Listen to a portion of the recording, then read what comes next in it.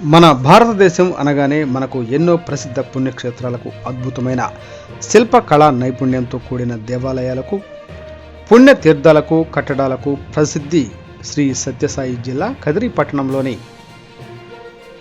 స్వయంభుగా వెలిసిన ప్రసిద్ధ నవనార శ్రీ నరసింహస్వామి పుణ్యక్షేత్రాలలో ఒకటైన శ్రీమద్ ఖాద్రి లక్ష్మీ నరసింహస్వామి వారి దేవస్థానం ఒకటి.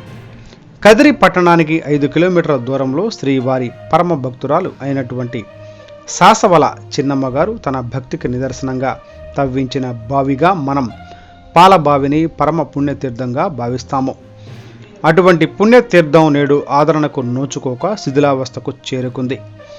ఎవరో వస్తారు, ఏదో చేస్తారు అని భావించకుండా మన ఆలయాలు, మన పురాతన ఆలయాలను, కట్టడాలు పరిరక్షించుకోవాల్సిన బాధ్యత భారత పౌరులుగా మనపై ఉందని భావించి నరసింహస్వామి జయంతి సందర్భంగా నేడు కదిరి పట్టణ యువకులు మరియు ముత్యాల చెరువు గ్రామ ప్రజలతో కలిసి పాలబావిలో ఉన్నటువంటి చెత్త, చెదారం మరియు వ్యర్థాలను తొలగించడం జరిగింది. పాలబావిని శుభ్రం చేయడంలో తమ వంతు బాధ్యతగా సహాయ సహకారాలు అందించిన ముత్యాల చెరువు గ్రామ ప్రజలు నరేష్, నాగేంద్ర, నరసింహులు, వెంకటేష్, కదిరి పట్టణ యువకులు కార్తీక్, గణేష్, నవీన్, హరిప్రసాద్లకు పాలబావి చుట్టూ రంగులను సమకూర్చిన బర్జర్ పెయింట్స్ కిన్నెర సిద్ధు కృతజ్ఞతలు తెలుపుకుంటున్నాము.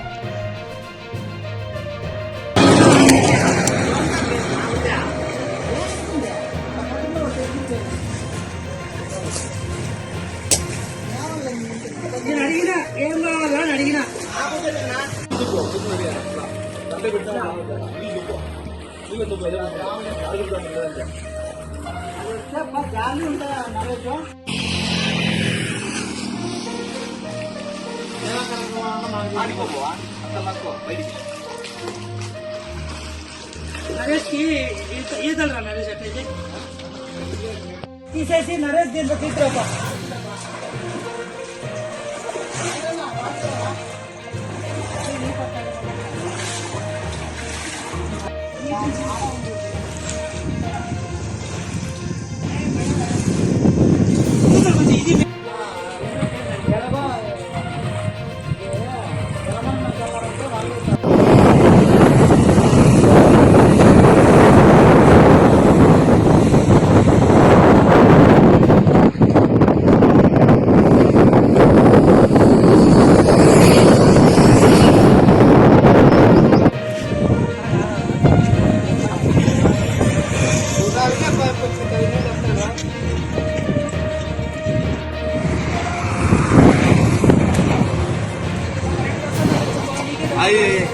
ఏది బా కాదు ఇంతేనా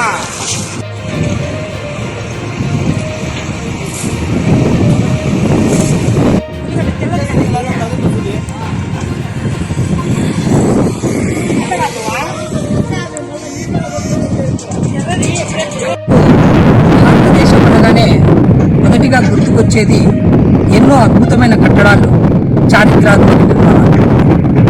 వాటిని పరిరక్షించుకోవాల్సిన బాధ్యత ప్రతి భారత పౌరుని పైన ఎంతైనా ఉంది.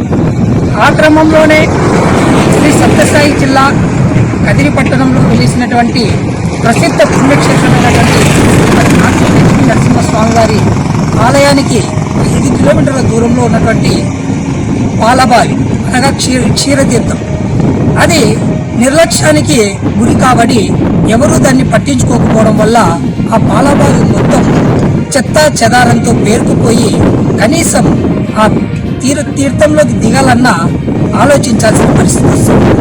దాన్ని మేము దృష్టిలో పెట్టుకొని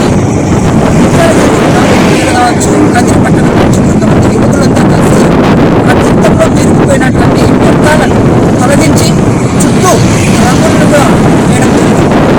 ఎందుకంటే ఎవరో వస్తారు, ఏదో చేస్తారు